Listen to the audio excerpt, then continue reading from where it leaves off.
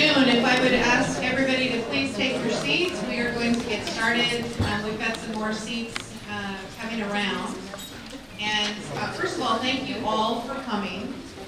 Nothing warms my heart than citizen participation. So this is a meeting regarding the Gateway Project. The Gateway Project went in front of Planning Commission last Thursday. The Planning Commissioners asked for the developer to reach out to the community, especially the affected neighbors, and talk about the project and have the neighborhood and the community share any concerns that are related to the project. So I want to introduce the development group. It is Place Design Incorporated. They are out of Round Rock in Houston, are the design architects. Avicii Development Corporation is the developer. Stephen Beagle is the architect and is also the applicant for this particular project. Philip Wanke is the land planner and landscape architect. Liz Horvath is an architect, and they have 44 years of designing and development experience in Texas. So this project is called the Bastrop Gateway Project. So they have a presentation. It is going to be a Q&A session, so if you have not signed up to speak, please do so we can try to get everybody's comments in. If you didn't plan to speak, but again want to say something, please form a line, and everybody's going to have 3 minutes for their conversation, and it is a Q&A, so the developer is able to answer questions. So I'm going to turn it over to Stephen Beagle.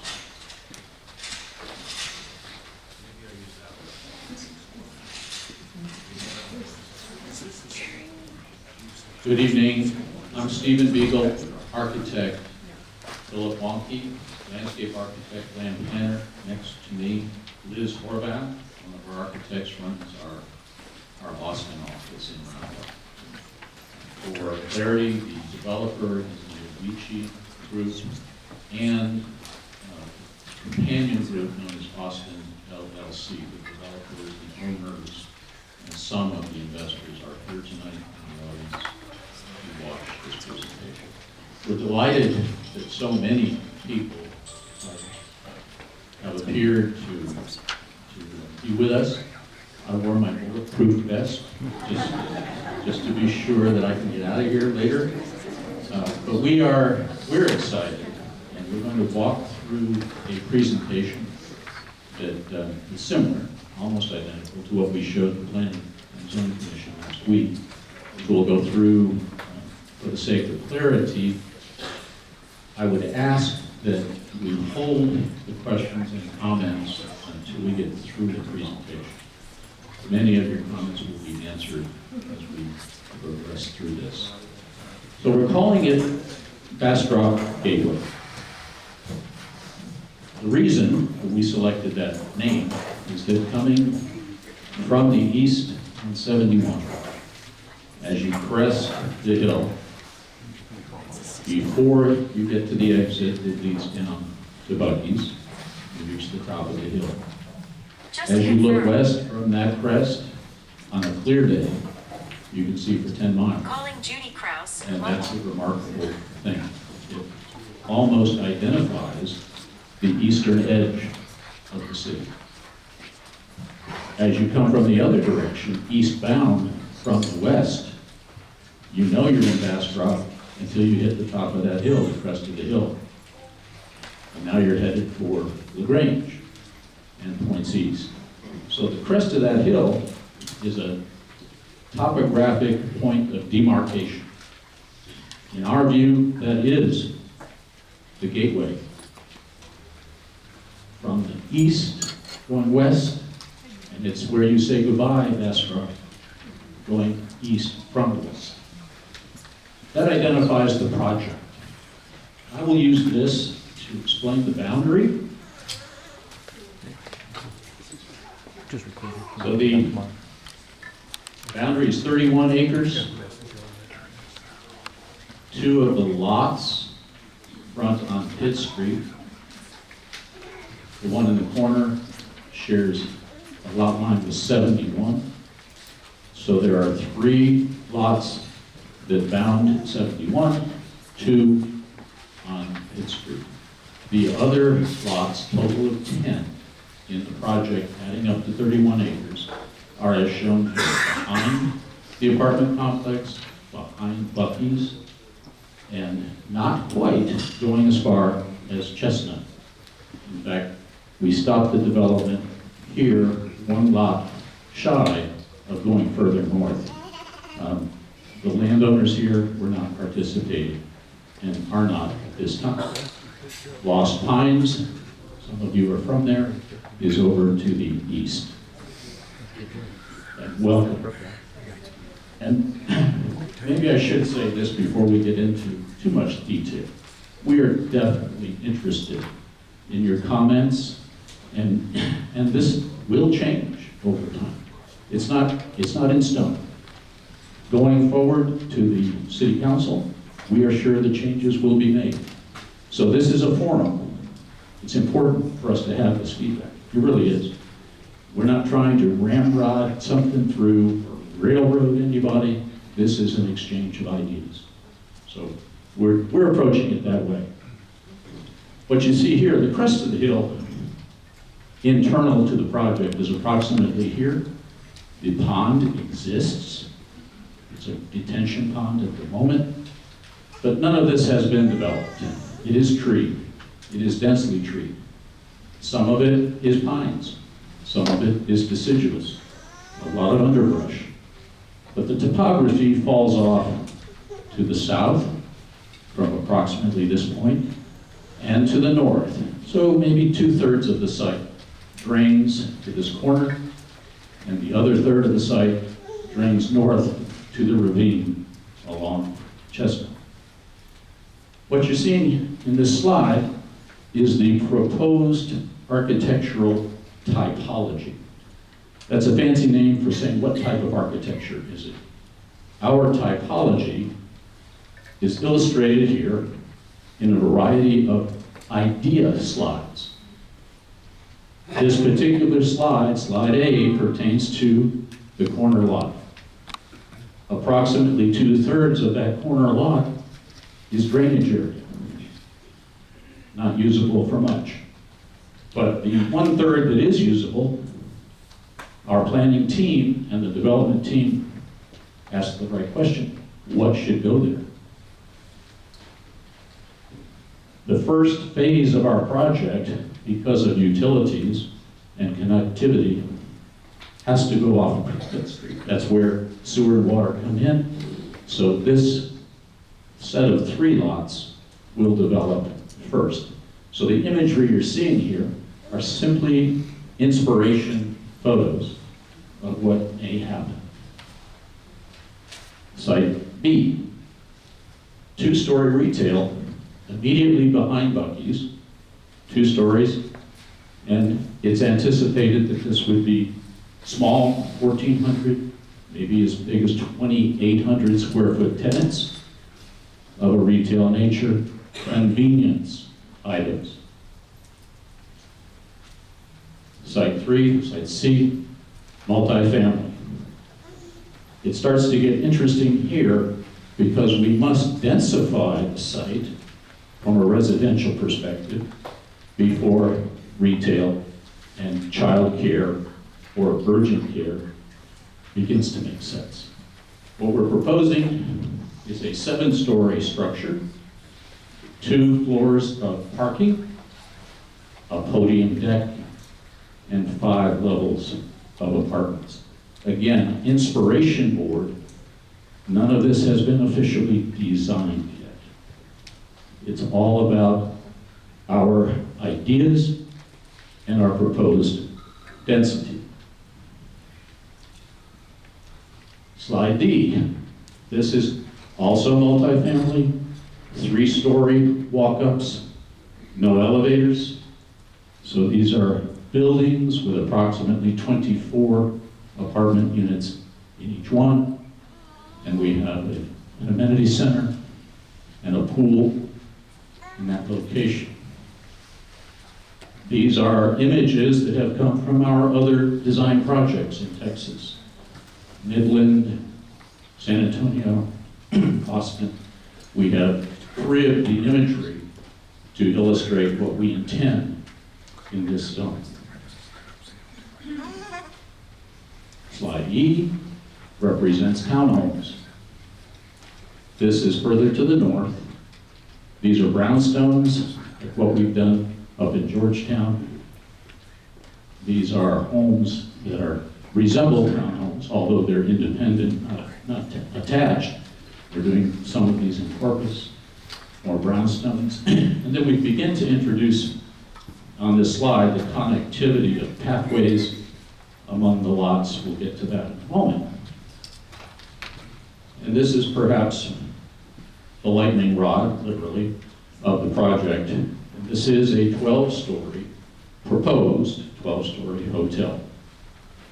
Could be a condo building, but right now the thinking is hotel, and it would happen in a much later stage after the site is densified.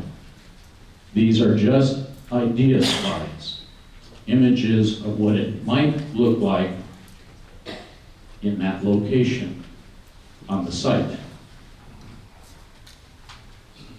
Multifamily podium deck, similar to what was going on site C. On this particular site G, another multifamily project, this one mixed use in the sense that it might have lower level retail, a podium deck, an amenity deck, and live work spaces. Post-COVID, more people are staying home, so the idea is we would create an environment that's exclusive to that type of use. Slide H illustrates a theater site. We have not talked to any theater developers yet about this. Theaters have come and gone over time. They were not very popular during COVID. There are other uses, such as Dave & Buster's, such as an Avanti. There are other uses for this site that could be proposed, but this would come much later after the site densifies.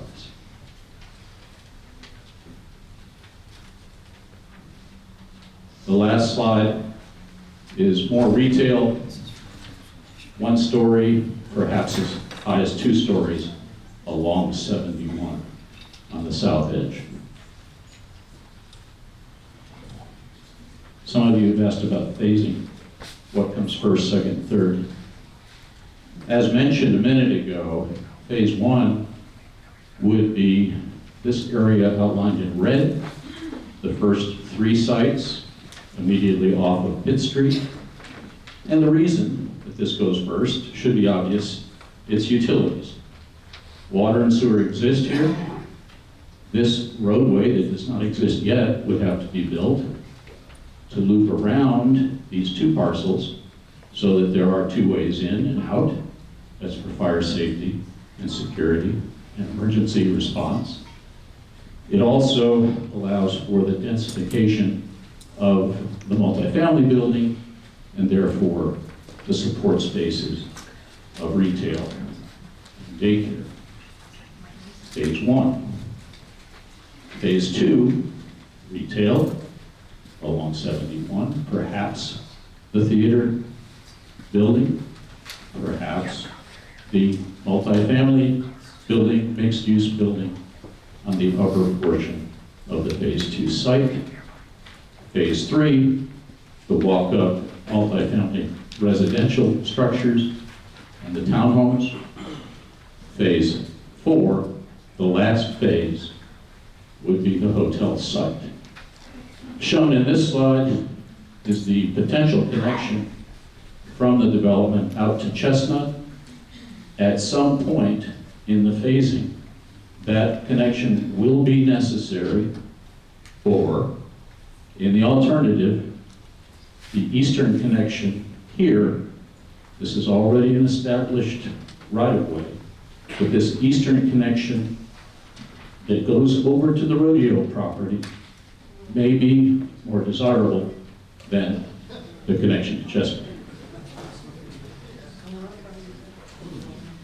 We're showing suggested imagery here. We've spent some time thinking about phase 1, the daycare, childcare, perhaps urgent care here, this is Pitt Street. I'm looking at it from the southwest into the site, the two-story retail. Bucky's would be hard left here. And this is the seven-story multifamily site proposed. The parks and the pathways throughout the site are deliberate along the drainage ways, through the woods, to appreciate the trees and the natural beauty of the site in the lower areas that are not buildable, of course. So here you see the child care, here you see the two-story retail, and the multifamily beyond. Additional imagery. Here's the two-story retail. Again, all of these are phase one structures. Now, pausing for a moment, there have been discussions with the city and with others about a hotel/convention center, a combination of a hotel use and a convention center use. This is way in the future, and that phasing plan that we showed a minute ago, phase one here is probably a 2026 timeframe. Phase two here is probably a 2028 timeframe. Phase three here is probably 2030. The last phase where the hotel is shown is 2032. That's the anticipated schedule. Here we're showing imagery of what a 12-story hotel might look like. Yes, the phasing plan is showing, the backup one. Phase one, 2026. Phase two, 2028. Phase three, 2030. And phase four, the hotel site, 2032. Basically 2 years between each phase. Just more suggested imagery, none of this is carved in stone, ideas on how the hotel site, the 12-story hotel site, might relate to a proposed convention center with a connection across, a little more articulate. You see the hillside beyond. And at this stage, part of what we need, if anything develops over here, part of what we need is the connectivity to Main Street and to the historic district. Many of you know we did 921 Main a few years ago, and the historic district up and down Main Street is a vibrant retail center. We're proposing the Yellow Line, a trolley system that brings people to and from the Old Town Historic District to effectively the new town. The trolley stop would be approximately here in the development and would circle back. There are other connections proposed, a walking trail, bike trail over to the rodeo grounds, and I think the water tower is over here someplace. And then there are landscape features. I think at this juncture I'd ask Philip to come up and talk about all of this. Philip is our Brushy Creek designer. Thank you.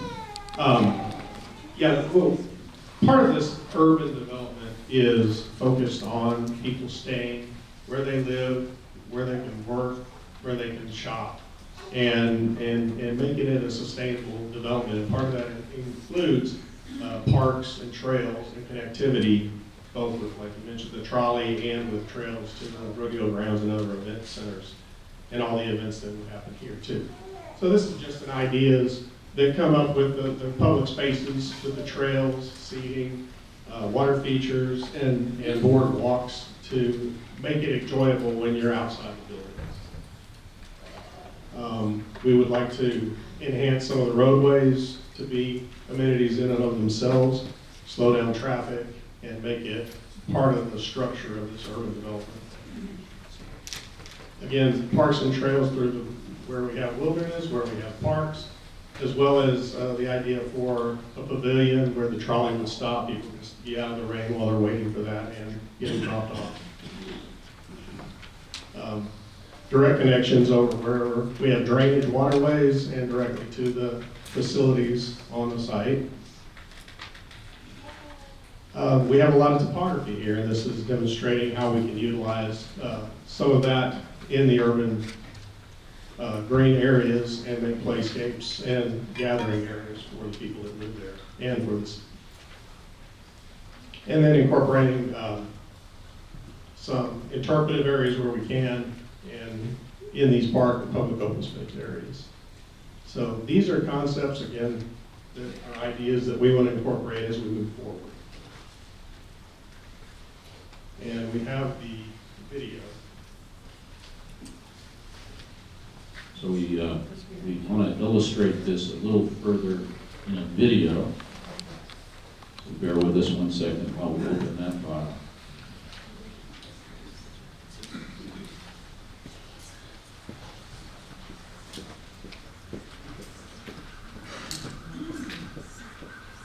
So what you see is the view, get out of the way, view from the southwest, zooming in over the child care center. Here's the view up that interim street.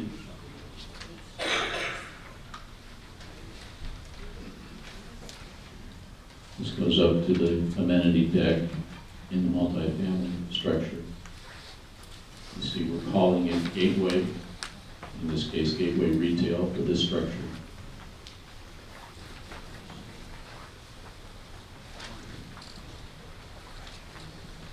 Again, this is all phase 1 construction represented in this video.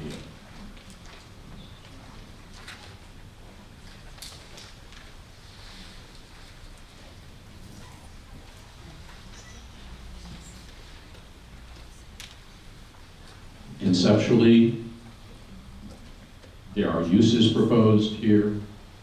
The connectivity is desirable and proposed, but we haven't designed the specific architecture. These are sketches. This part of the video represents the proposed hotel convention center. Again, just an idea of what might happen on the hillside. And this would be the last phase, as we mentioned.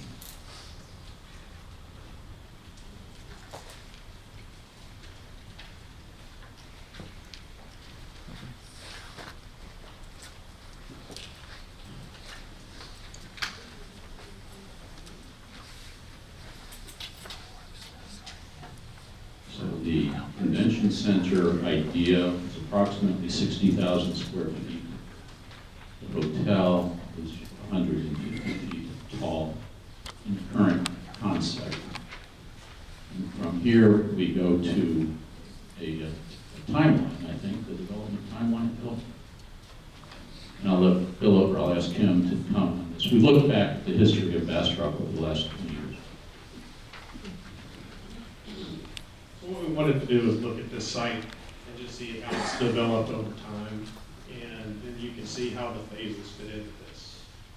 So essentially it starts in, and again, we're using readily available Google Earth imagery back in '95, and as we progress through this, you'll see this area and how it develops over time. 97, 2002, 2005. Start seeing some development in there in 2008 with the multifamily. 2009, 11, 2012, we see Buc-ee's come in. And it's been that way since that time. You can see over time, 2016, 17, 18, 19, 21, and then this is the most current image that we have right now, 22. From Google. So if we take this next step and show you how we anticipate this development moving forward, this would be phase 1 in 26, phase 2 in 28, phase 3 in 2030, and then the hotel in 32. So what we wanted to do is take a quick look at views from these two areas. This is pretty much the crest of the hill based on the topography we have. And so as you're coming here, a view from here, looking this direction down here, you can see the water tower, and I'll show you an image next. And then take a second look from the bridge here on Highway 71 at the property. So keep in mind, this is Google's street view, so we have to deal with their imagery and how dirty their lens was, so I apologize for that. But as you can see right now, when we put the model into this, based on spatial relationship, that's what you see of the hotel as you come into town from the crest. And then as we look from heading towards the east, again, it kind of stands out, but that's only because this is faded back from the lens, and so we tried to show this. As you can see, this is the Buc-ee sign here, and this is heading east on 71.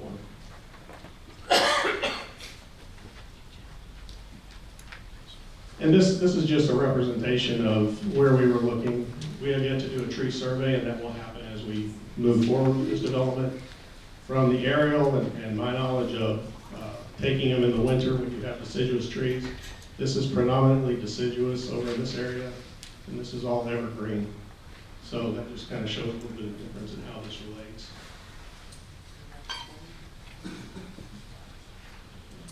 Yeah, I'm going to back up on a couple of these briefly.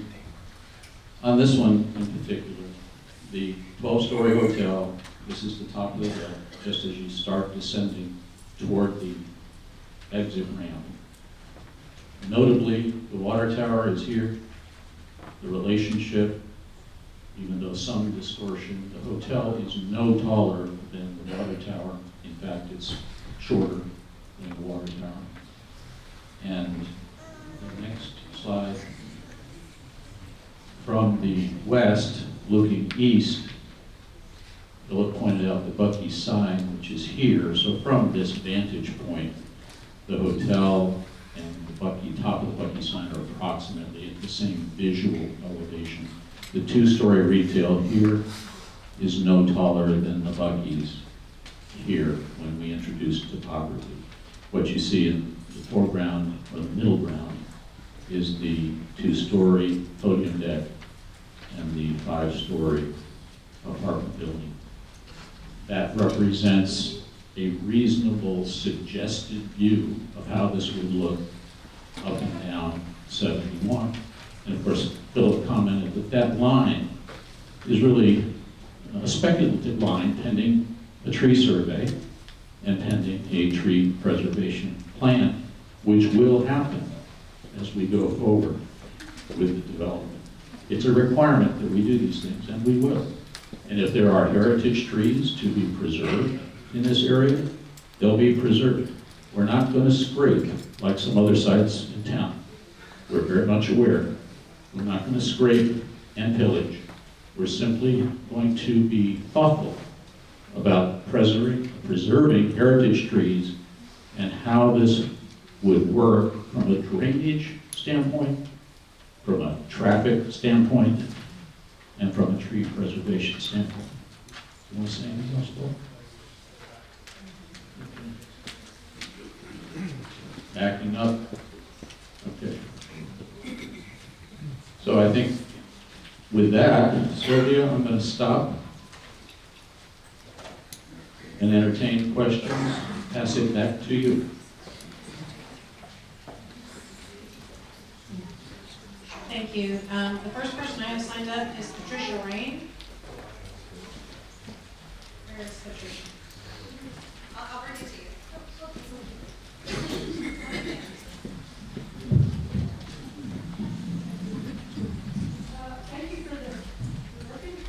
Thank you for the presentation. Okay. Thank you for the presentation. Bastrop is honored to be a Texas bird city. We are among the first 4 cities certified as bird-friendly cities in Texas. And so we're proud of our environment and the nature we have here for birds. And birds die from hitting windows, from hitting the reflections of windows. We know that the Audubon Center in Dallas, they actually slanted their windows so that the reflections would not cause birds to die. And that happens. And then the worst thing is that during their annual migration, birds are confused by outward-facing lights on buildings and die during migration. In one night in Galveston, 400 birds died in one night because of these outward-facing lights that really confuse them. And so we will be following the guidelines of the Dark Sky Initiative to keep the birds in Bastrop safe is one question. And the other question I have is for Philip, and it's about native plants. And I guess you've answered it because with your tree survey and your preserving of trees, we'll have native plants here. If we were to have a bird blind, it would be very harmonious with our designation as a bird city. So my main question is about the Dark Sky Initiative, and will you be following those guidelines? And thank you for that question. This works much better. We are understanding of the migration issue and of the dark sky issue. For example, we've designed many taller buildings in Galveston. It is always an issue there. We did not design the Palisades, which is the tallest one down there, the Paro. We did design Diamond Beach. We did design the Tiara, which is part of the magazine that you've seen.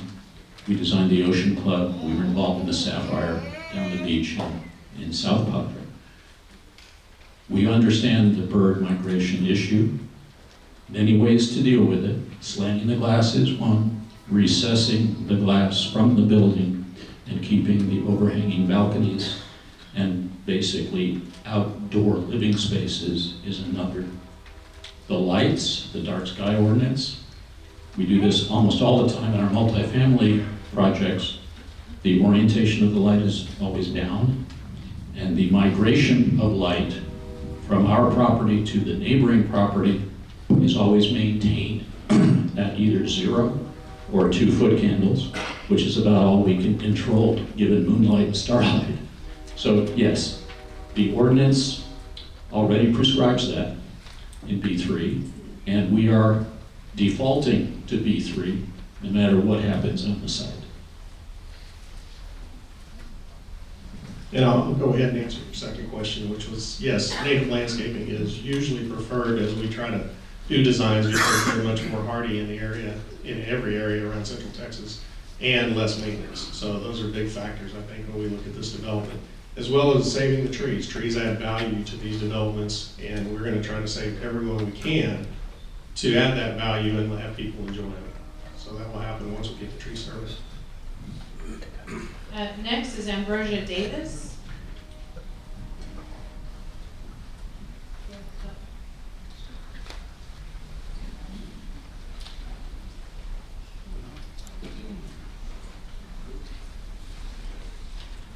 Hello, thank you for your presentation this evening. And I have 2 brief questions. I'm a resident of the apartment complex that's adjacent to the property there by Buc-ee's. And one of the concerns that we thought of initially was the consideration for a traffic light at the end of Walnut Street by I think it's Chapala, the Mexican food restaurant and stuff there. Just living there, there's accidents all the time. And so it's really rough with people trying to turn left from Buc-ee's or horse trailers and boats and RVs and the like. So that's one consideration that I thought, especially with there being intersections nearby and how that would affect traffic. That was really my primary question is kind of traffic flows with that property. And my second thing would be, I know there's kind of no way to predict the economy entirely, but costs of housing and rent and how that might affect the area. My husband is a teacher, so salary is kind of limited and things like that. And I know a lot of us here fixed incomes and Social Security and different things, and we want to attract, and keep first responders and teachers and folks that are on, government salaries and things like that. And if these properties are looking at the local demographic and the local economy in terms of budget and affordability for the buildings. And thank you. Good, thank you. Two great questions. I'll take them one at a time. With the traffic question, part of the process and part of the requirement that the city has for any approved project of this scale is a traffic impact study, a traffic impact analysis, TIA. That has not been done yet. What's required from our point of view as developers is green lights. Says, yes, we like what you're planning to do. Now, go do your study. Same thing is true of the tree survey. Same thing is true of the hydrology study that needs to be done. But the answer is yes, a traffic impact analysis will be done. Based on that report, we will learn, based upon the number of vehicle trips per day and other future projects in the area, where there might need to be signals, where there might need to be decel lanes, where the roads might need to be widened. We anticipate that Pitt Street might need to be widened.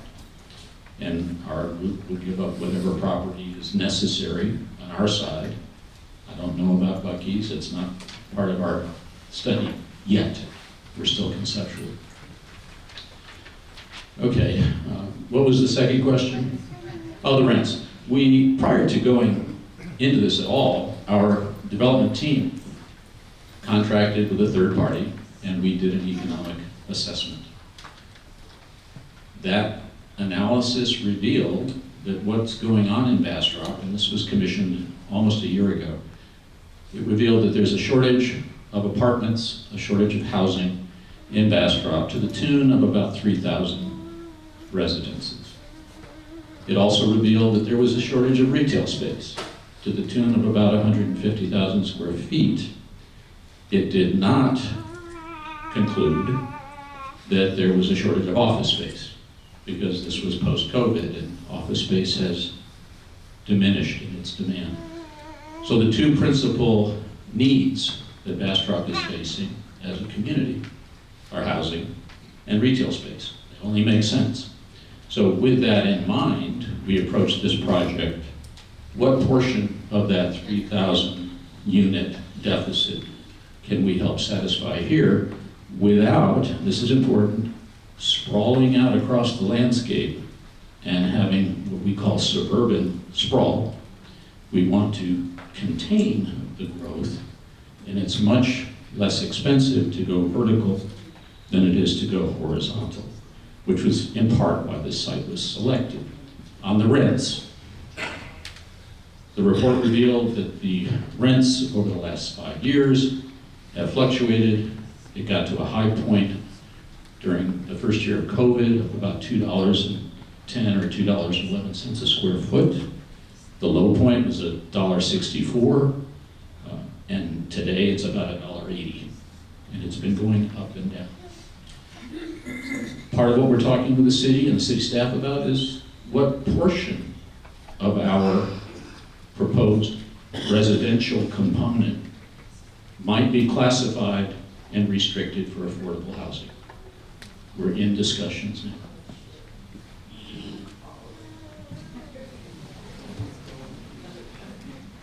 That'll be a topic at the April 26th, April 26th meeting, and it's April 23rd, and it's called inclusionary zoning. So we're working on we understand the affordability aspect. We're working on an ordinance that would require a developer quote unquote set aside, but that set aside comes as a trade-off. It's illegal for me to require that in the state of Texas. I have to give a trade-off, and that trade-off might mean a greater density. But we understand the affordability, so he told you $1.80 a square foot right now. So 1,000 square foot apartment is $1,800, it is in that range. So if you do the backwards math to be able to do that, that is 2 people working full-time, making over $50,000 a year, which is 2 teachers, right? Or so, and so, just to put things into perspective on what the affordability calculator is our folks at the settlement, our seniors who live on Settlement Drive, they just had their rent raised, and it's a rent-controlled apartment complex. They just had their rent raised for a 1-bedroom senior complex to $975. It's $925. And so for a senior on fixed income, we completely understand that. But somehow, some way, the feds say that that is affordable housing for seniors, and they told us that's actually low for our area. So we hear you, we hear you, we hear you. How we get to that point is going to require some give and take as we come through development. So the next one is Mark Lewis.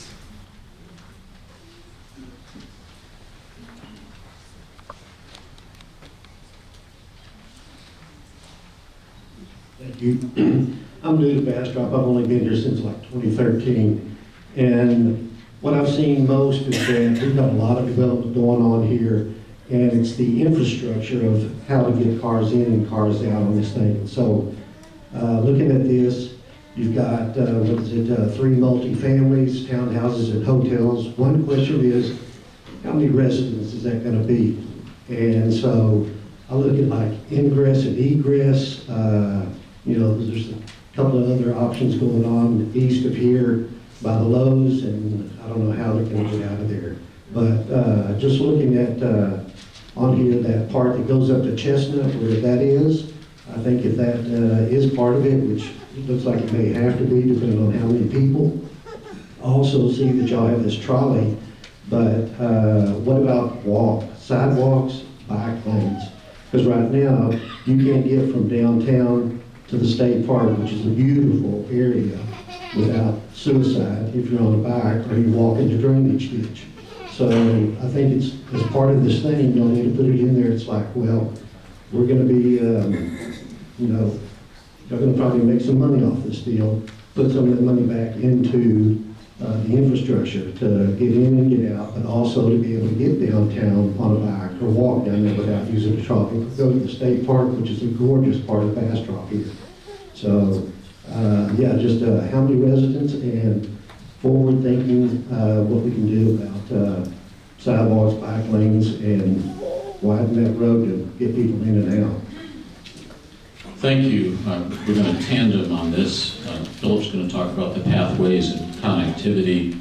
On the residential component, the aggregate number of residences, apartments, single-family townhomes is 850 approximately. The aggregate number of cars in a total build-out, which as we've said is 10 years away, would be 1,800 cars, and that drives many connections. A bridge will be needed eventually across the ravine here, unless these properties join the development. That ravine is deep, and that's a bridge. The connection here over to the park and the rodeo is a necessary connection for fire. The fire chief knows that initially we're going to need 2 ways in and out. As it densifies, we're going to need 3 ways and then 4 ways over time. All of that will be driven by the TIA, where that traffic is going to and coming from and how many times a day does that happen. On the connectivity, the trolley that you've made mention of, it's proposed that it would come down Chestnut, get to Walnut, come down to our site. The drop would be here. The pathways would begin here, but also across through the lowland, through the swale, along the drainage. There are a couple of bridges where the roadway crosses over your head and you walk beneath up to this connection, which is then a pedestrian or bike trail over to the grounds. Philip, I did a poor job of that. I'll let you do it. Well, I'll just add to that we're working with the city. During this, we can focus on our site to do the best we can to connect everybody within the site, We've talked specifically about the connection to the Mayfest Park and the rodeo arena. And we definitely would love connectivity to downtown, and we need to talk to the city of how we can accomplish that together. Diane Abercrombie.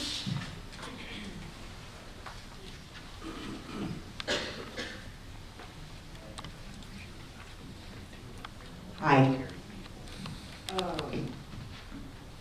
I've been in Bastrop for 23 years, so I've seen this town and this whole area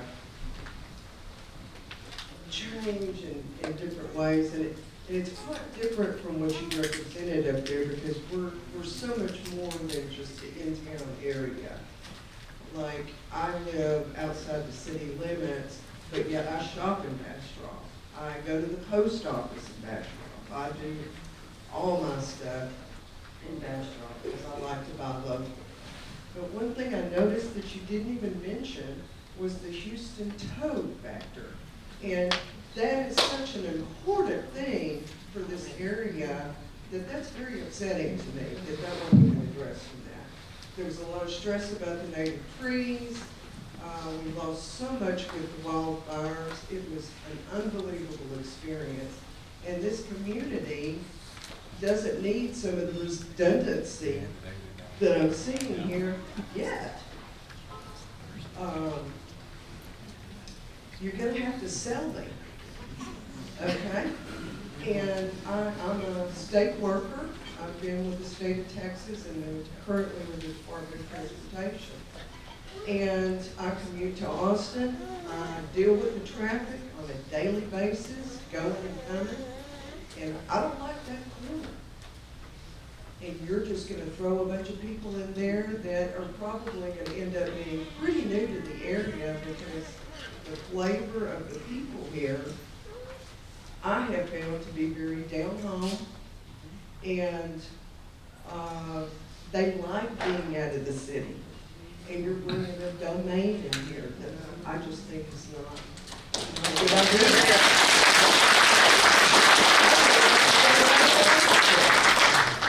Although I've gone there for maybe a retail store that's anchored, but you couldn't pay me to live there. And I would not be able to afford an apartment as you're describing on my own, or even with a partner, and I don't have a partner. I have a tenant who rents a room for me. She moved in because she needed a place to stay that was affordable housing and expected to only be there maybe a year or two. Here we are 7 years later because she can't afford it. And she works full-time, she's over 60, but she works hard, and she works for the state also. I don't get it.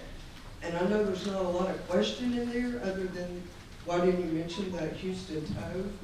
But I didn't even know about this until this morning. That's how unaware I am about tapping into what's going on, because I'm caught in my own life. And this is big for the area. Too much redundancy. Thank you. That was to the point, and the reason that the toad issue was not mentioned, and I should have, we've already accomplished a toad study, and I'll get there in just a second. What I was making reference to in the presentation is future forward. What remains to be done? The TIA, the drainage study, the tree survey. On the toad issue, we commissioned a toad study. We completed the toad study in August. What it revealed, I'll borrow this again, is that we do not have, anywhere along this low stream bed, this ravine, we do not have nesting toads or adolescent toads in the stream bed up to this point, up on a piece of the property that is not within this proposed development. There were nesting toads and adolescent toads to the north above our property. We have migrating toads. The toad study, toads migrate. They follow the water, they follow the stream beds. So we have migrating toads. There are certainly migrating toads in the other ravine. The way historically we accommodate toads and other critters that live here is that we put culverts under roads. We create pathways for the toads so that they are able to migrate in almost a normal fashion. If that's the classic way that it's done. So, does that? It's not the same as grass and dirt for a toad to travel on. Hang on. Well, we are not scraping the site. As I mentioned earlier, we're preserving those pathways along the ravines, in the waterways. We're actually doing what we can do from a landscape and land planning point of view to provide for human access up and along the pathway, enjoying these areas and protecting the toads to the extent that we can. Larry Hubby?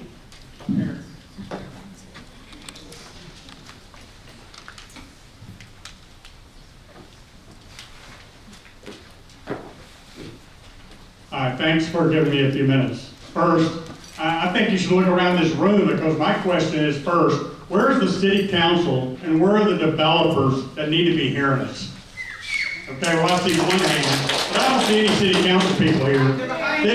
This room, okay, well, they should be up here so that we can see you, and I'm glad you're here, I'm glad I'm seeing you so you can hear our concerns. Because this room is full of people who are concerned about this development.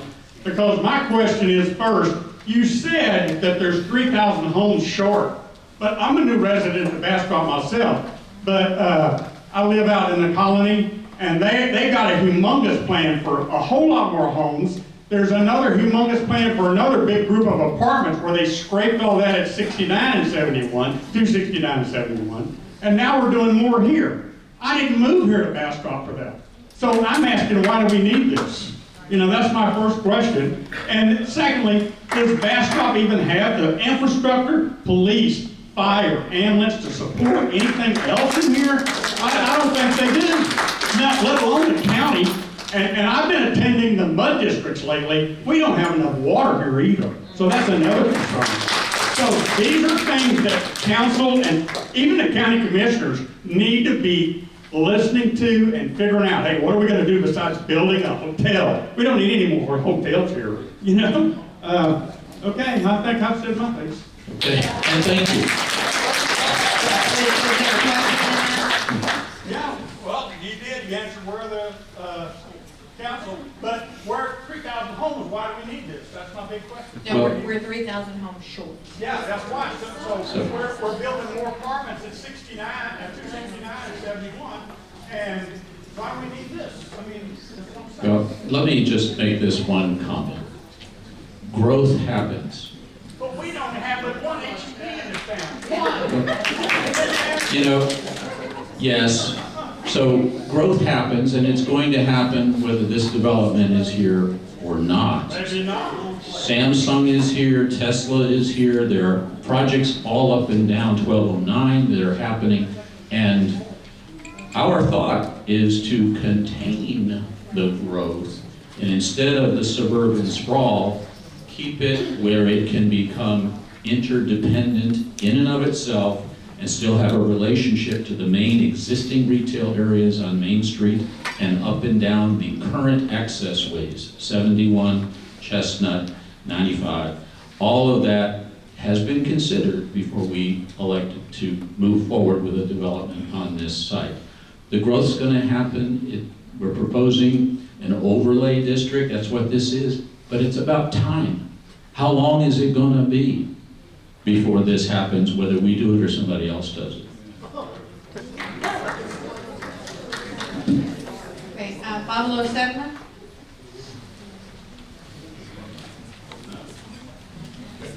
Thank you. And I just wanted to point out this, I wrote this down, that this is not our first rodeo. This has been faced before. Years ago, we put down, we did revamp our codes, our development codes, and we definitely really understood the historical character of Bastrop, its topography and its nature. And so we really put some limitations on development we even paused development for a period to deal with drainage. So this community is well aware that it's coming. What we did is we planned for it. And we put down some plans. We came up with a transportation plan, a comprehensive master plan. And this is not in that area. This area, excuse me, is zone P2, rural. And it's like a 40% max impervious cover. And it's being proposed to go to P5, 90%. And the building height's going from 5 on the P5 core up to 7 and 8, and on the P2 from 2-story to 12-story. And I think that we understand that growth happens. I'm in the business myself, and I understand that firsthand. But what we did is we planned. We put some drawings together. We hired other consultants, and we put a really good plan together. P5 core is not in this area. It's along the edge of 71, across the street where the industrial site is, and it's further down Burleson. If you look at that, I'm sure you looked at it, and you saw. That's why I really want to know, and I guess you're standing right here, and you're here too, and everybody here, it's not them, it's them, okay? They did the PDD. They told them, we can do this, and they said, they made the deal. They said, we can do 12-story, we'll get it pushed through. If you want to stop that, you got to deal with this, okay? That's how it happens. Just got to vote them out, and you got to fire the manager. Thank you. Let me make one thing abundantly clear. You did work on the comprehensive plan, which included a future land use plan. The future land use plan for this area is P4, which is 70%. The existing land use map is a P2. The existing land use map. The future land use map is a P4. That allows. Is the tower P2 or P4? Those are P2s to transition to a P4. I do want to make one other comment. There are, so a couple of things. One is there's a comprehensive plan that he is right, he worked on. The B3 code, which is about density, is also something he worked on. The future land use map that was adopted in 2016, 2017 calls for this area to be transitional residential. What does transitional residential mean? Transitional residential means Reed Ranch, which is right next to Lowe's. That is what the future land use map says. Transitional residential is a fancy word for apartments. It is a fancy word for 70% impervious cover. So what we're here to hear is the things that don't work there, so that the council can decide that on Tuesday. We're still correcting sins of the past with the prior codes. We still are. One of the reasons the council hired me was to undo the B3 code, because it is a density code. It is a density code. That's public record. It is very much a density code. So in other parts of the state, you have 30, 40, 50% impervious cover. So Authentic Bastrop decided it wanted 70 and 80% impervious cover in its areas. Not there. Then the future land use map should be changed. But we have 40% limit on that P2. In the current land use, vested rights, which you work under, are future land use rights that the council adopted back in 2016 and 2017. Absolutely, absolutely. They are under the City of Bastrop Development Services. You can see the existing land use map, and you can see the future land use map. The future land use map is called a flume. The future land use map is what's going to show transitional residential. I have a question. How does this project contribute to the tax base? This project is not asking for any economic incentives. So there are other projects. The 969 project did ask for incentives. So that is what I have on my list. I'm That sorry. could change though, couldn't it? If they suddenly start asking for tax breaks. That would be a council decision, yes. Shannon Dahl. Dick.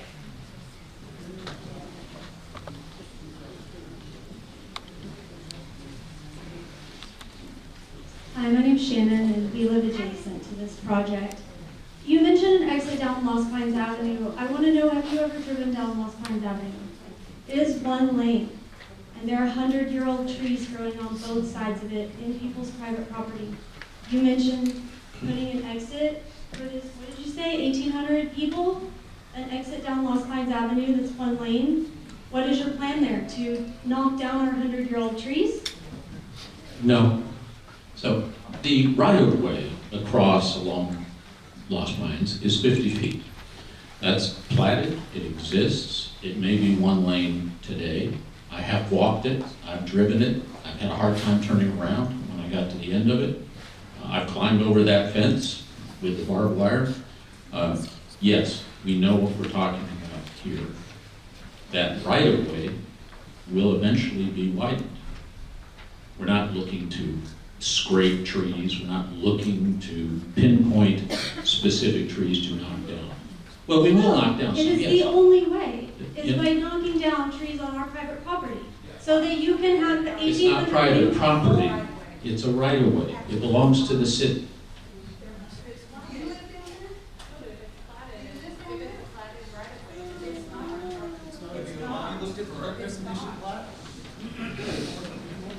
I also want to know if the hospitals in town can support this many new people moving into Bastrop.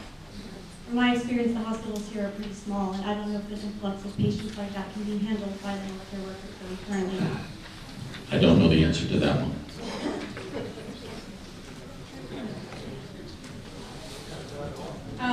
Ian Reichert Watts. First of all, I'd like to thank the folks on Chestnut for not participating in this.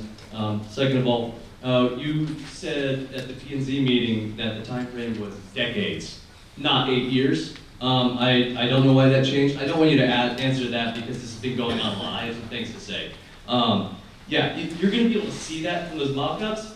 Like, that entranceway coming into Bastrop, you can see that from the State Park. So, why? Why? State Park, you're going to ruin the view for everyone that cherishes our State Park so you can put a 12-story hotel. That is ridiculous. Absolutely ridiculous. Like, you can see that water tower everywhere. Like, from everywhere. From almost in Austin. Like, I feel like you can see that water tower from the airport. Like, come on, man. Like, good Lord. You use that as the reference point, but that tells me exactly how intrusive that thing is going to be. Why? Why? Not reasonable. You say reasonable, but it's absolutely not. And then finally, you said that you'd work with us, your neighbors. So when are you going to reach out? Because you haven't reached out to any of us yet. None of us. None of us on Lost Pines Avenue and that sleepy little neighborhood back there that you're talking about widening up your right-of-way, which I looked at the Hillcrest Edition plat, and I don't see that big old right-of-way going down Lost Pines Avenue on there. It's an easement. The right-of-ways are on your property, not ours. Okay, thank you.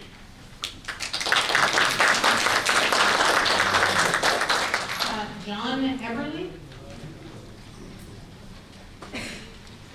Good afternoon. I'm John Everly. I've lived here on Lost Pines Avenue for over 34 years. The easement now, the other day you were talking about, oh, we won't even use Lost Pines, there's an easement behind y'all's property, we'll clear that, and use that for, there's 100-year, 150-year-old trees back there. Some of them you can't even put your arms around, and I'm sure they won't be long. My biggest concern is when you guys do cut through our property, who's going to police all that? Who's going to keep people walking their dogs, cleaning up their feces from their dogs? Who's going to pick up the trash that they leave behind? Who's going to be responsible for when someone comes roping around one of those curves on the Lost Pines and hits somebody? That road is not for that. My house only sits about 30 feet off the edge of that road. And that's how it was built, because the road is actually pushed over on that property. It's not supposed to be, but it is. What are we gonna do about all the noise and pollution that's gonna come with this development? What's gonna happen there?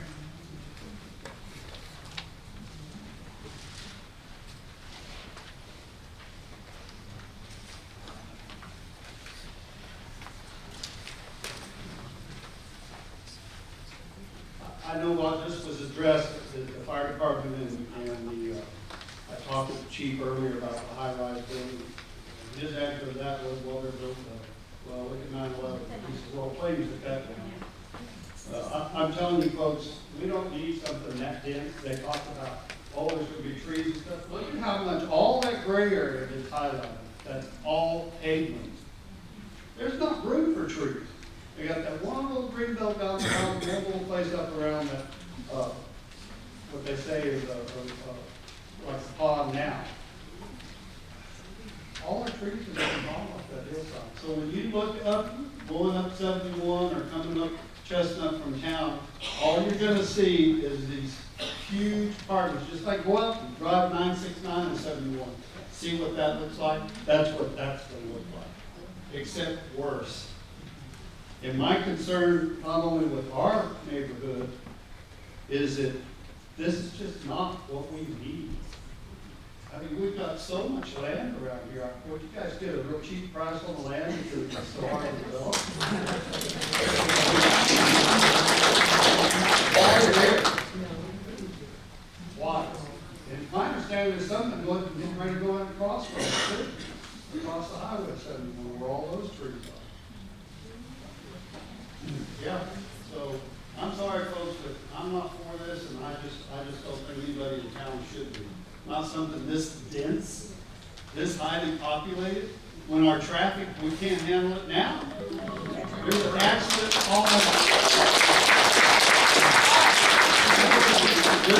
almost every day in front of Buc-ee's.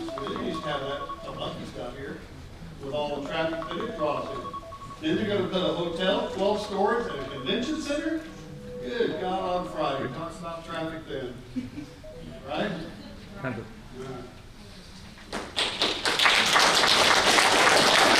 Jennifer Phillips. I am another resident of Lost Pines Avenue. I'm 2 lots over from your hotel. Number one, I want to address that we are not urban. You talk about this urban development. We're not urban. We're a small town community. A lot of people have flocked here because we're a small town community. They're leaving Austin. They're leaving Round Rock because of this. My husband and I bought our property, our house, 30 years ago, and we raised our family there. This is going to destroy it. You build a 12-story hotel there, I no longer have privacy. Because everybody in that hotel can see right directly into my backyard. We'll have people walking up the road to go to the arena, people driving down. You're going to displace wildlife. We have fox, we have deer, red-tailed hawks. We are really a little rural community there, just a few of us. When I come home, I work in Austin. When I come home, you talk about the view. Well, I love seeing my view. I get up there, I see my water tower, I know I'm almost home. I can see my trees and I can see the cut in the trees, and that's my house. I know it is.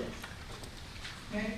I'm not really concerned about what visitors see when they come through. I wish that you would have gone ahead and taken a picture from Lost Pines Avenue to see what we would be seeing. Let's see our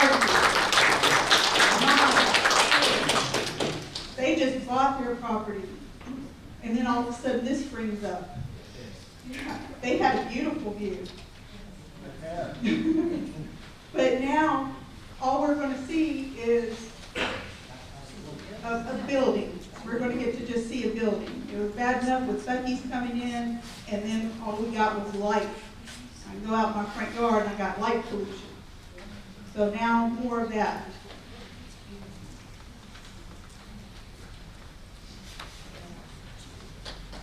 Stuart Bridges.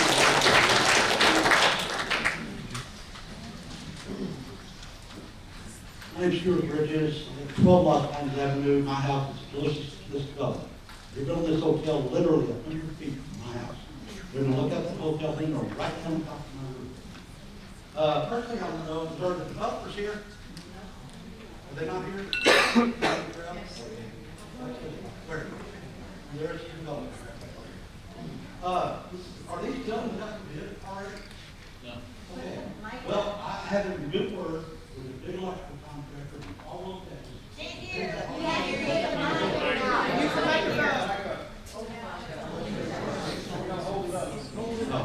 I have it on good faith, a large electrical contractor in Caldwell has actually already bid on the 8 story. They have plans. I found them. Yeah, that's fact. You say that people, when they come up the hill, that's going to be the gateway to Bastrop. That's what they're going to see. They're going to know they're Bastrop. They know they're in Bastrop right now because they see the trees. I remember in that little intersection right there were hills on all 4 corners. Beautiful. And the fire was right on there. And when the fire took out a big part of the county, it pushed all the wildlife out in all directions. A large part of that wildlife is right there on that field. I see it all the time. I see deer, turkey, toads, they're in my yard. And I want to know, what are you going to do for the neighborhood? What kind of buffer are you going to offer them? Or what? You're just going to build it and forget about it? If you're doing it for the community, it's hard for the community. Okay? And you mentioned this code study. Please hold the mic up. I paid for a code study. I paid for a code study a couple of years ago under False Pretense. Gave my money to Gary Schiff, never heard anything else from him. So I still don't know what I paid for.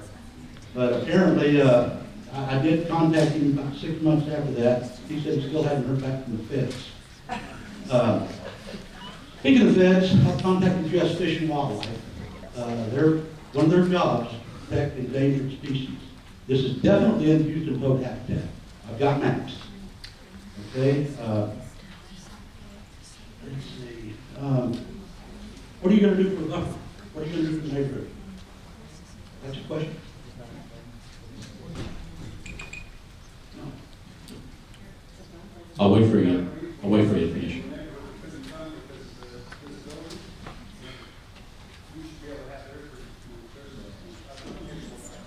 Okay, one more thing. You say that you're not going to take out, clear cut this property. That says different right there, first off.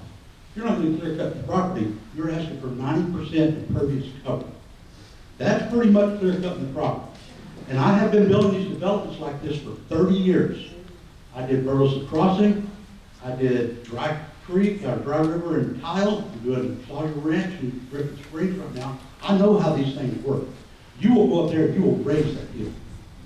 You can say, I'm going to take this tree and this tree. You know what happens to a pine tree when it gets stressed? It dies. Pine beetle move in, it's dead. You're going to stress every tree on that hillside. How are you not? You're going to Not just the ones on your property that you're going to be killing. The rest of the trees in that neighborhood.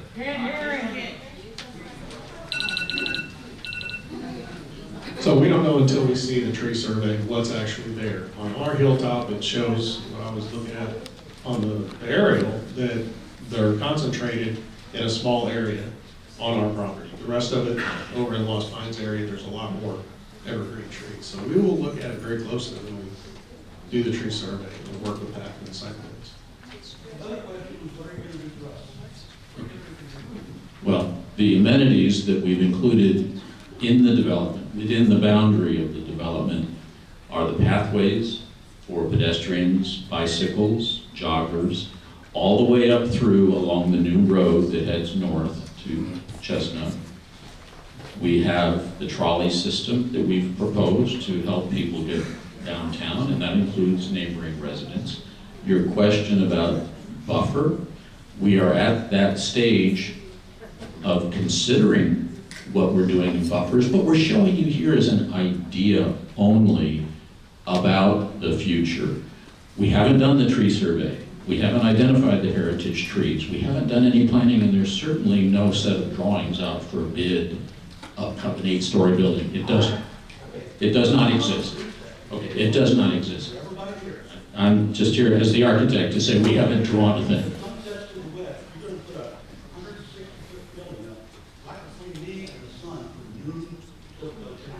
How are you going to compensate us for our loss No? No. All right. Richard Nakuski? Necessity.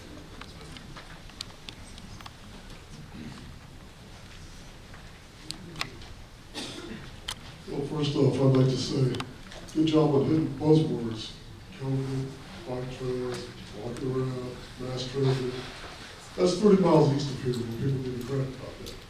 So here, what we care about is getting away from the city stuff. We're actually pretty new residents to the area. We moved away from the cities. I still own a house in Fort Worth. And let me tell you how this stuff goes.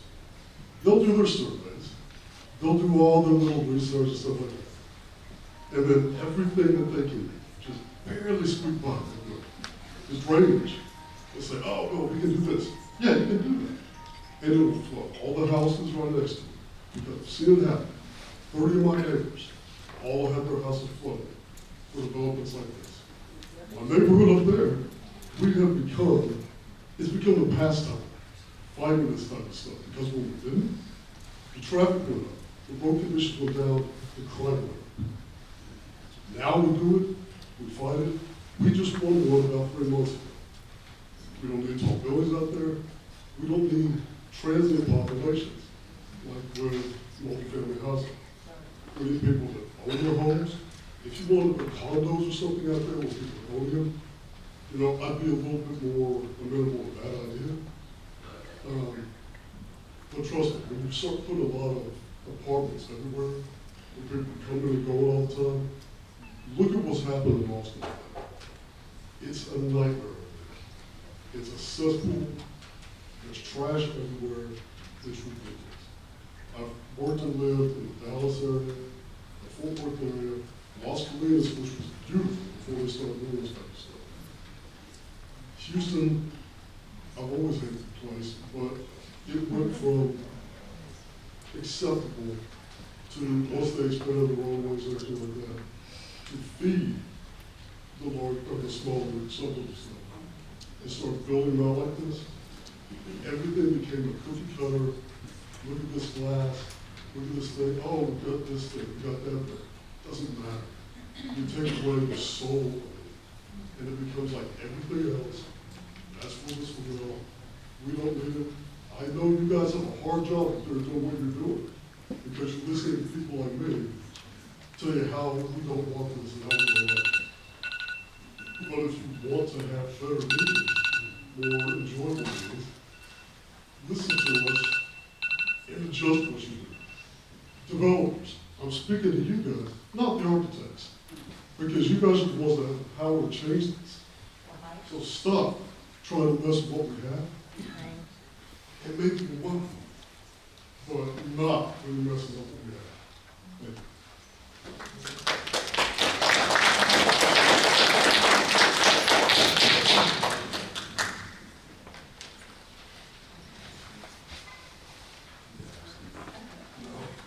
Is there anybody else who wants to speak? Okay, I'll have you say your name as you stand up, please. Hi, I'm Jeff Bachman. Hopefully I'll figure out how to use this thing. You know, looking at your proposal here, you know, I see you're tying into Chestnut. I don't need a traffic study to know that that's a death trap. I mean, anybody drive down Chestnut down that hill? You know, everybody's wanting to make that connection over to 71 from there. And you're gonna tie something in there? If you're gonna do that, please, make it a right turn only. Because if you try to let people make a left-hand turn there, have an ambulance there. Your permanent EMS station there, you know? Then you're talking about, you know, between your development and Chestnut, that we have Houston toads there, you know, or we're going to call them gutter toads now, because you want to put them in a culvert. Any bets that those toads that are living there become migrating ones because they don't want to live there either? You know, just a thought. You call this gateway. Do you really want that as a gateway into Bastrop? No. I mean, really, a 12-story hotel as a gateway into Bastrop? You're restoring the old iron bridge. Why don't we tear that down and make it a parking lot? I mean, seriously, really. Get with the homeowners that live here. You know? Not people that are transitional renters. You know, you want to put in 8-story buildings? This development isn't Bastrop. If you guys would actually walk around Bastrop, you know, I walk from Riverside Grove over to Cedars. You know, there are 64 stairs on the one set of stairs going up from the Riverwalk and 68 on the other one. I can tell you that because I've walked them. You know, this development is, you know, it's not a gateway to Bastrop. And then you hit me with what I really like. Development. It's going to happen. Oh, really. We're all going to die, but we don't want to do it in 8 years. So we certainly don't want to have this development coming up in 8 years. I mean, seriously, people, come on. You know, did you listen to that before you told us that development's going to happen so that we should just shut up and take it? Seriously, this is, you call it gateway, but you know, it's not a gateway to Bastrop. It's not what we want for our town. Thank you.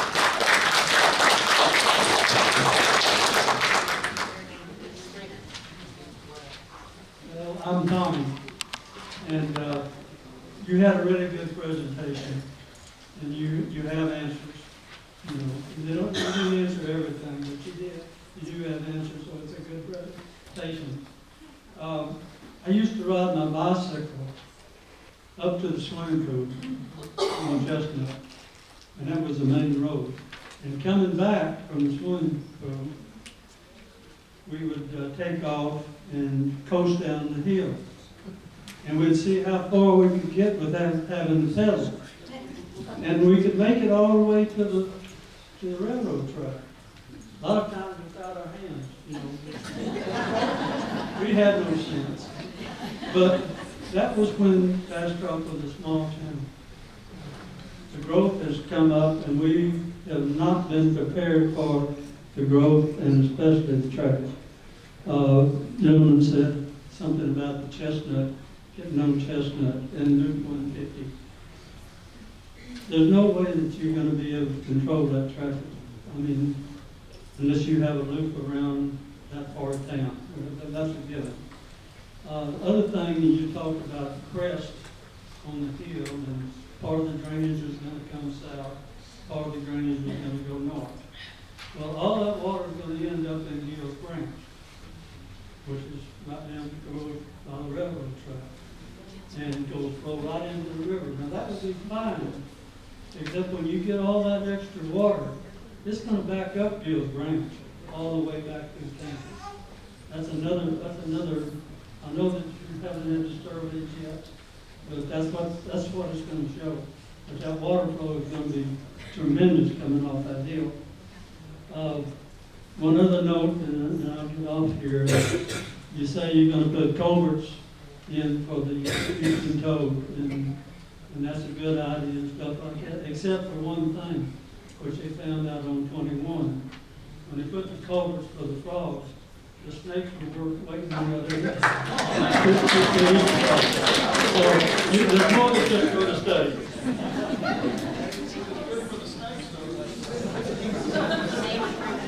Hi, I'm Laura, and I just have one question, so excuse me if I'm reading it wrong, because I'm not real sure.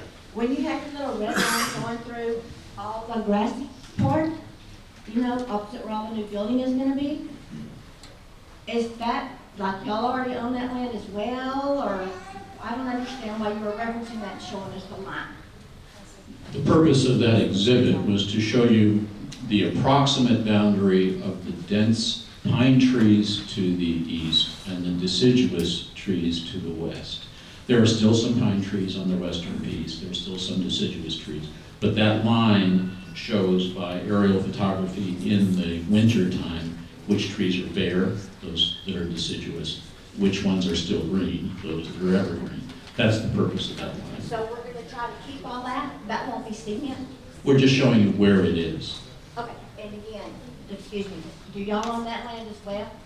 No, that's part of the Lost Pines neighborhood to the east. Okay, thank you. My name is Chris Herron, and you said growth happens. It sounds like a bumper sticker with another word, but growth happens. But I've driven through Fredericksburg. I don't see any 12-story, 8-story, 7-story, 5-story, maybe a 3-story building. It's a historic town, just like Bastrop is a historic town. Dripping Springs, right next to Austin. Don't see any 12-story buildings, 8-story buildings, 7-story buildings, etc. So when you say growth happens, how come this type of growth is not happening in those historic cities? Did you check in those historic cities?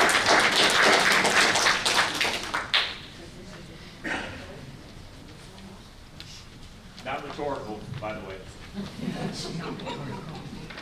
The answer is yes, and we have looked at Dripping Springs. We've developed all over this area, and we do it in a controlled way. There is zoning here for a reason.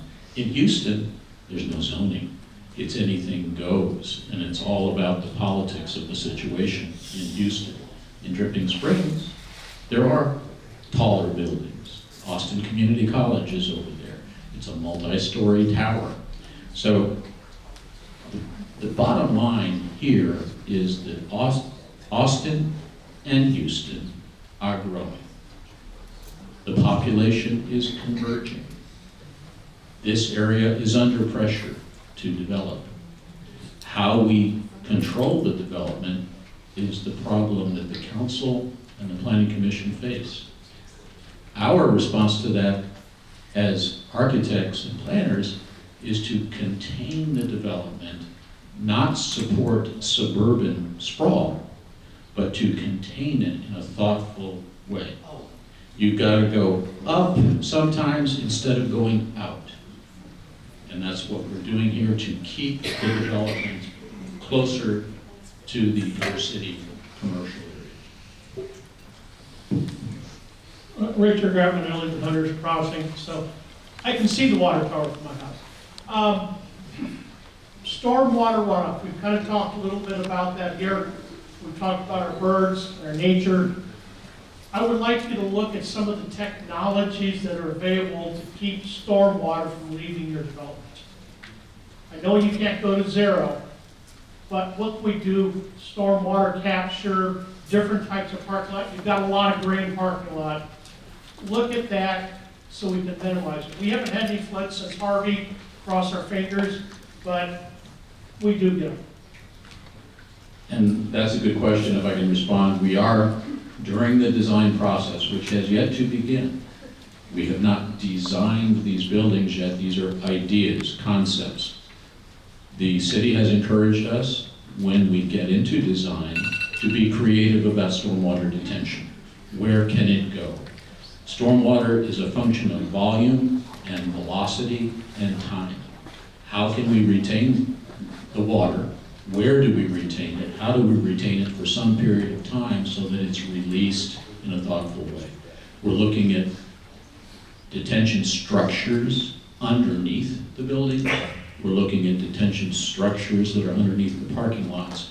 And this is not new technology. This is stuff that happens all the time in an area that is routinely wet, and sometimes the storms are out of control.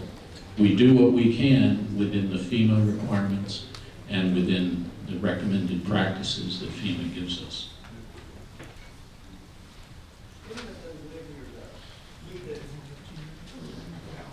I see you, I see you. Come on, man. I know, I'm getting my steps in today.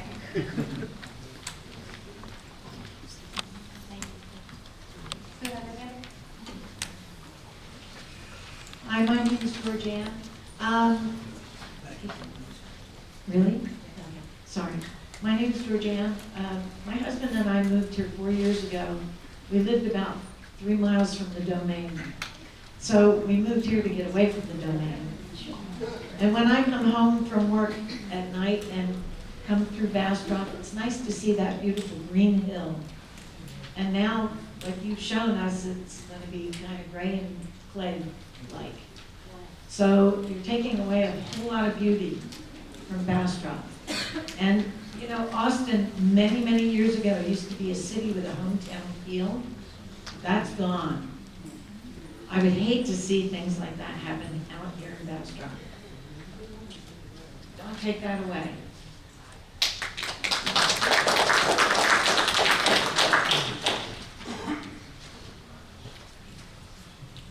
Johnny Spiegelmeyer, Cedar Creek. I want to echo what my neighbor said here is I grew up in Austin since 1972, and during the Austin Folk Festival years, we were known as the largest small town in Texas. Some of y'all even remember that. And it was a great place to live, it was a great place to grow up, and it's different now. It's different because developments came in like this and changed the culture of the whole city. Yes, growth is going to happen. And I really don't think that really we're going to be able to stop what's going on. But echoing again what my neighbor there said is, when we come over the top of the hill there from the west side coming east, and I look over the valley of Bastrop and I see the green hill, it's worth it. It's worth the drive into town. And to look up there now and see a huge development, yeah, I know there's a Lucky sign there. You know, we can't change that now. But so many have taken time to say that the development like this is going to take away the culture of what Bastrop is now. And history will repeat itself if we don't figure out how to learn from it. So I guess my question is, seeing what's happened across like a place like an Austin into a place like Bastrop, what is your plan for not trying to steal that away? Because transitional housing, you're going to bring a whole bunch of people who are just going to be coming in and out, and transitional folks. Another one said here, we need more homeowners who are coming out here to purpose to stay. My wife and I moved out to Cedar Creek. Why? To get away from Austin. I lived in South Austin for 50 years. I couldn't imagine ever leaving the place. Now I've been out there for 3 years. I don't even want to go back because I don't even recognize it anymore. So, thank you. I'm sorry. Yeah, that was it. I got my fire. Transitional housing is what the future land use map, and transitional is not what transitional sounds like. Transitional in the code means transition from apartment to home ownership at some point. It's just a fancy word for apartment. I didn't write the code, I came into this code. Yes. I'm Emily Spiegelmeyer, I'm his wife, and I agree with everything he said, but one thing that you had said was, you kept saying you're going to do this urban thing where you're going to grow up instead of suburban sprawl. I'm asking, why not suburban sprawl? I'd rather have that because you can hide that under the trees. You can't hide what you're doing up here. It's going to be seen by everybody.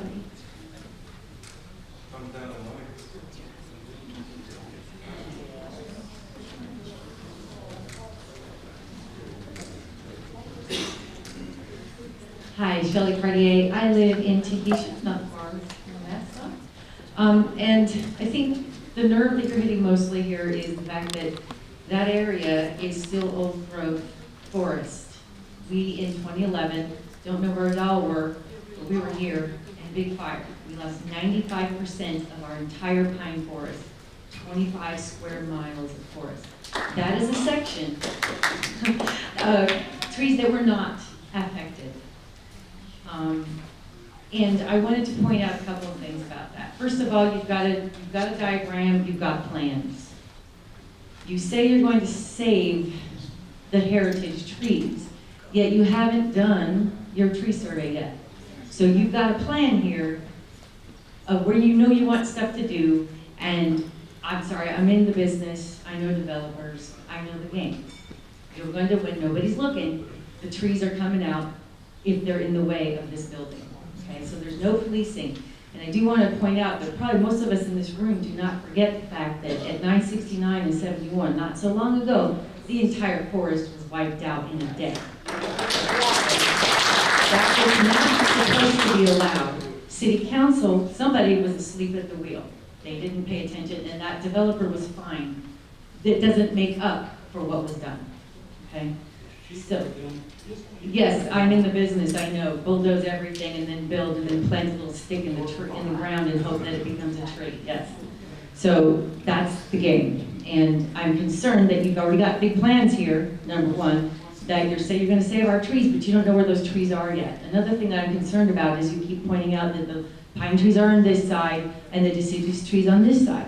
It does not mean that deciduous trees are any less valuable than the pine trees. I love them all. I guess I just wanted to make these points that I'm concerned that, you know, we all need to be very well aware, and the city council needs to be very well aware. We have a room full of people here who are here because we found out about this meeting at the very last minute. So you can bet there are thousands more who don't know about it or couldn't make it. So city council, county commissioners, if you are here, you better pay attention to this. Growth is going to happen, I cannot disagree with that. However, we, as us, we get to determine what that growth is, and we get to determine what our worth is. It's our choice what we want to have grow here. Thank you.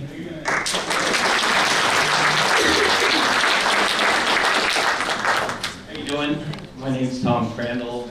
So I'm sorry I moved from Austin to Bastrop.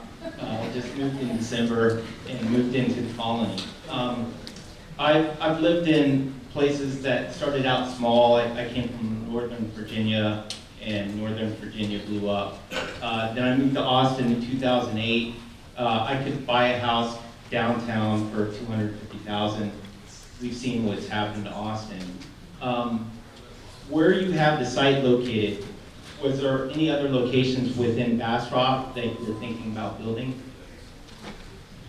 The development group, the owners of the property, looked at other pieces of property in and around. They brought this particular 10-lot section to us to have us evaluate it and plan it. And to the comment about the drawing, again, it's an idea piece. It's showing what potentially could happen. The PDD, the zoning situation, the rezoning situation we're in, is an overlay. It's not specific to these particular structures that you're seeing. So a lot of work has yet to be done. Toad study, tree study, etc. Toad study's been done, tree study, drainage study, hydrology, TIA, all of that. That will happen, and then things will change. What won't change once it's passed is the zoning overlay. So the specifics about what gets built on each site is way off. Okay. So the location where it is right now, I don't know how many people shop at H-E-B or have to go to Walmart to go grocery shopping. But from there, you're going to have a lot of traffic on 71 where everybody has to go to H-E-B most likely, or, well, maybe Walmart. The trolley is not going to be able to get the people over to H-E-B. So that's, to me, that's a really big issue with the location. Like if you had built it on the south side, then at least you could have some people, you know, the traffic wouldn't be as bad. But what's going to happen here is you're going to have everybody either going through downtown to get to H-E-B, which is going to clog things up, or they're going to be jumping on 71. So, yeah, that's what I'm looking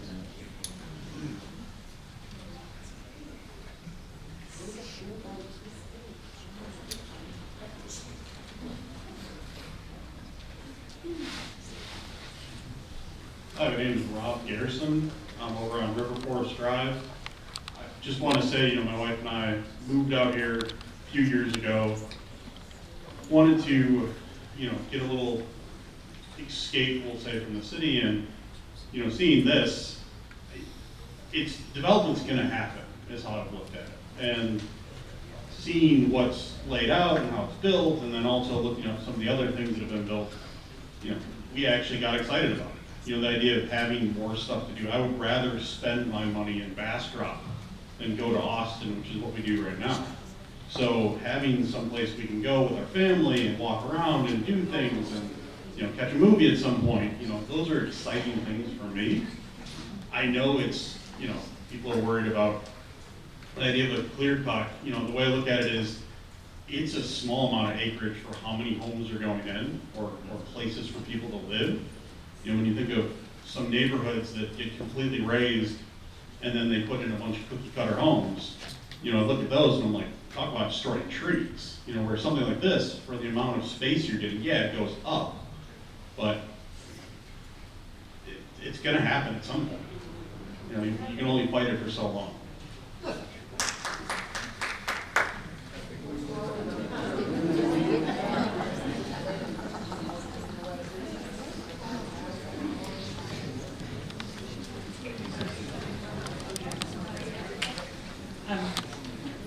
Just feeding off that comment about the grocery store, I just didn't know if you had, my name's Brenda, by the way. I didn't know if y'all had thought about like maybe a Trader Joe's or a Sprouts, you know, something smaller being in that development that would allow people to have somewhere else to shop, because I don't even go to H-E-B anymore, they just have raised my house because it's too crowded. Anyway, that's it.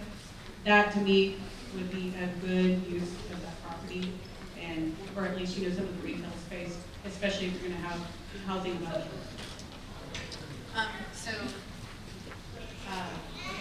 Just FYI, there is another smaller grocery store, a la Trader Joe's, Sprouts, or Aldi size, that is planned for Burleson East, which is right across the street from Lowe's. So that is already in the works. That project is going through the permitting process, and the first thing that will break ground is a Chipotle, which is right in front of the Lowe's, and then across the street from that is the second part. First up, I'm sorry. Your name? Oh, it's Ronnie Bird. My first comment or first thought when I saw this was, we are already strapped for water every summer. All the homeowners are under rationing. You're building more and more complexes, apartment complexes, and all this. Where is it coming from? We have to stop at some point. Somehow, Bastrop seems to be dry every summer. Very little rain. You talk about runoff. I'd like to see some runoff once in a while. So yeah, our resources are strained. Not just natural resources, but your police and your fire and everything else that's going on. Where is all this coming from? And what happens to our taxes to support all this? So, one, the city did invest in a new water supply. The first of those wells comes online in May. The second segment comes online in January. So the city, most of the water rationing that has occurred has been Aqua or WCID water provider. The city has not been under ration, yes, in the last 12 months. We are actually working with Aqua. We're doing more of a regional approach so that all of us aren't drilling the well. If there's extra supply, or working with Aqua to sell our effluent so they can treat it, so that we're being smarter about our water, because it is the new gold. And what was, you know, at one time very, very cheap to acquire is not so anymore.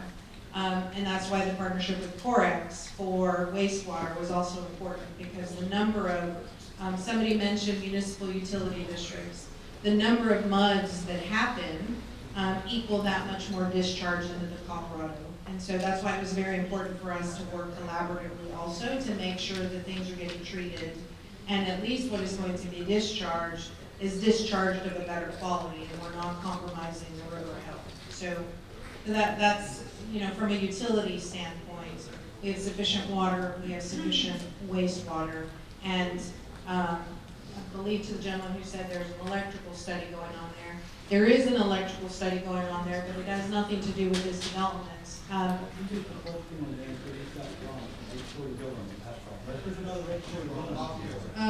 So what the electrical study that is going on there is Buc-ee's is putting in additional chargers, and they are additional chargers for both Tesla and Mercedes-Benz.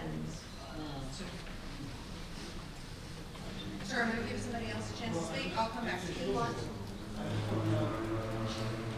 Is the zoning change that they're proposing for up there, is it gonna affect everybody on that hill? Is it gonna affect my property? Why not? And maybe I can want to build a 12-story. So, you can enjoin the zoning case if you'd like. The zoning case is only, in the confines of their property. And I do want to make clear that currently it is zoned P5 core, which does allow a 5-story building and 80% impervious cover. That's not something we made up. That is a code I walked into. The future land use map, which they have vested rights, vested property rights. The future land use map calls for transitional residential, which is found in our P4 and our P5 zoning. That is 70 and 80% impervious cover. We are just as concerned as you about impervious cover, about drainage, about trees. Absolutely as concerned. Absolutely, absolutely. There are legislative processes they have to go through. This is but one of the processes. There's a thing called the property rights that I can't stop. I have to give them the ability to go through the process. How we get to the other end is going to depend on all of this room and the elected officials who ultimately make the decision. So there is a meeting scheduled for April the 9th, and that is at council, and that council starts at 6:30. But this is a necessary evil part of the process. We have to give folks the legislative ability. It's due process. I cannot stop it. The PDD that they are applying for has some variances in it that are deviations from the code. Burleson East had more than 30 variances. This one doesn't have as many, but the 3 big ones are height, are impervious cover, and some of the streets that I don't want to be public streets. They should be private streets because I shouldn't have to maintain public streets in a private development. And the PDD was approved by PD. The PDD, yes, because it is, again, it's a legislative process. So, no. Planning and zoning does a recommendation. Planning and zoning does not do an approval. So when's the final day the city council makes their final decision, goes or not? So that may be as early as April 9th. That may be. So that may be as early as April 9th. So council will hear it on the 9th. They can or cannot maybe remand it back to planning commission. They may be able to remand it back and then planning commission sends back to council. But the city council will hear it on April the 9th. So I don't want anybody to believe that this is the end of the conversation because there's still a lot of conversation to be had. Correct. And so let me tell you why we do that too. So there is something called double advertising in the newspaper. Newspaper advertising is very, very expensive. One legal notice that is about this big is $1,100. And so, I want to be in the newspaper business. And so to save dollars, we double advertise. We double advertise for the Planning and Zoning Commission, and we give a date certain for City Council. That is why it is advertised that way. So, and there are elected officials here who are hearing you. And again, on the 9th, because it has been advertised, we must open the public hearing. We must hear comments, and then the council can do one of 3 things. They can approve it. Actually, they can do probably about 5, and I'll tell you what they are. They can approve it. They can deny it. They can remand it back to Planning Commission. They can approve it with conditions, or, 4 things that they can do. Well, elections today, so Yes. we're watching.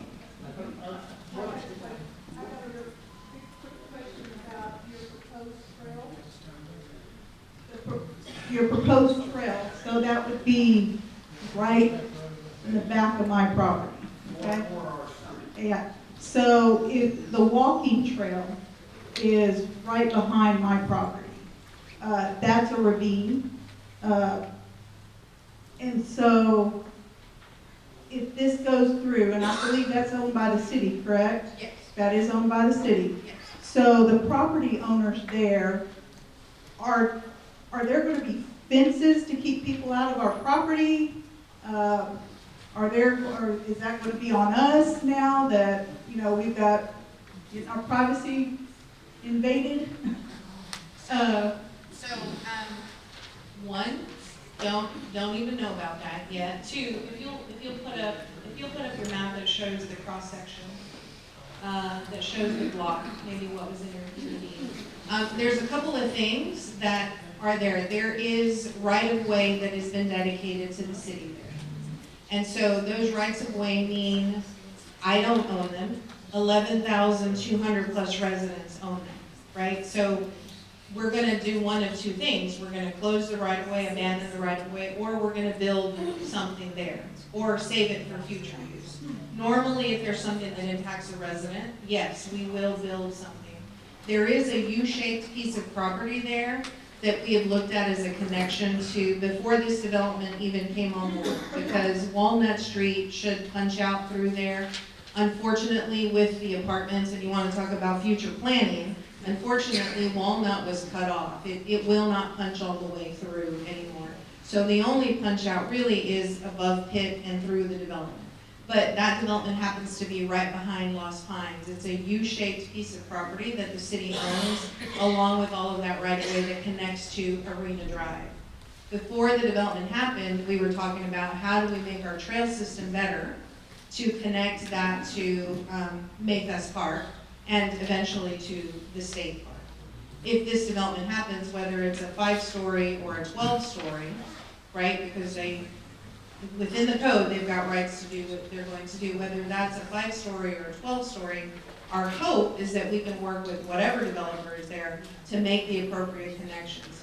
I don't see a road there for a few reasons, right? Obvious topography is one of them, and the expense, but we're in our parks master plan too, there is a requirement for us to try to connect those parks. And if we're really smart about what we do, we're connecting Mayfest all the way through and eventually back to Fisherman's. You gotta play Frogger on 95 though, but I don't want to call anybody out, but we've got some elected officials who are trying to work with the mooring company to perhaps bore under 95 that would give us a safe walk from one side to the other without having to kill ourselves walking across 95.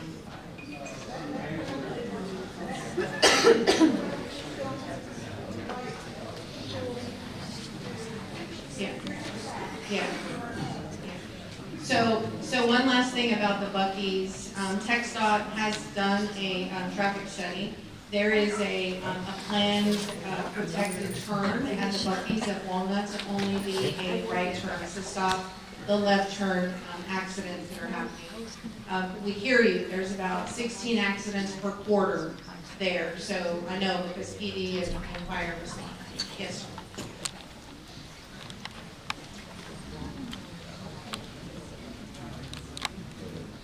My name's Andy Lear.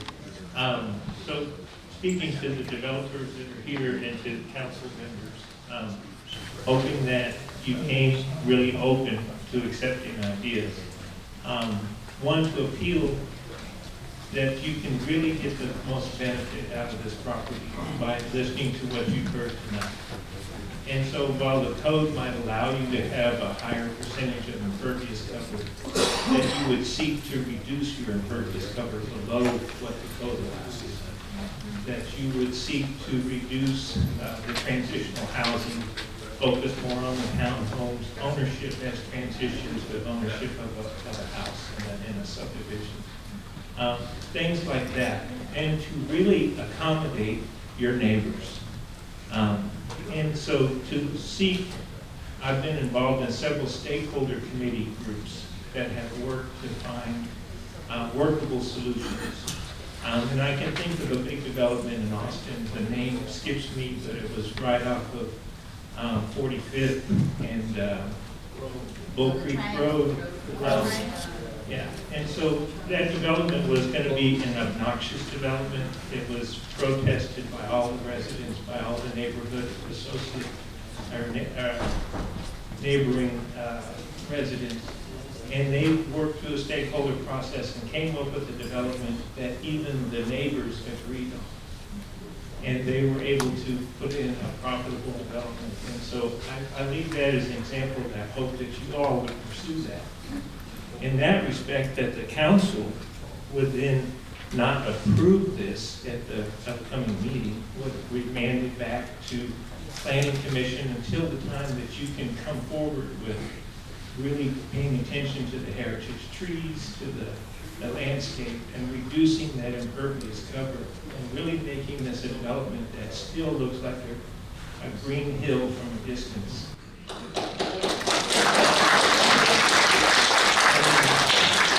You can live up to your vision. Make this a gateway to Bastrop, not a gateway to hell.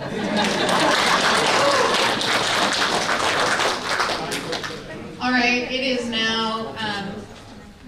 now 8 o'clock. I'm going to take one more comment from candidate Fossler.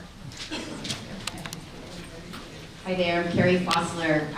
So the current code allows 5 stories in P5, and 5 stories to 12 is such a giant leap. And so I'm curious about that, if you would consider taking it down to 5 to be with the current code. And also that your sentiment about the impervious cover, like, I would never want to give a variance allowing more impervious cover, but in light of the sensitive environment and the habitat, that would be such a lovely gesture to take it down. That was exactly what I was going to say. The impervious cover, what was it? So it's 80% in the P5, and P4 and P5 is 70 and 80, and they've asked for 90. And they've asked for 90, right? I would, bring it down to 70, and that would be a gesture in the right direction. But yeah, the 5 stories to 12 is pretty extreme for us. We need to transition us into this also.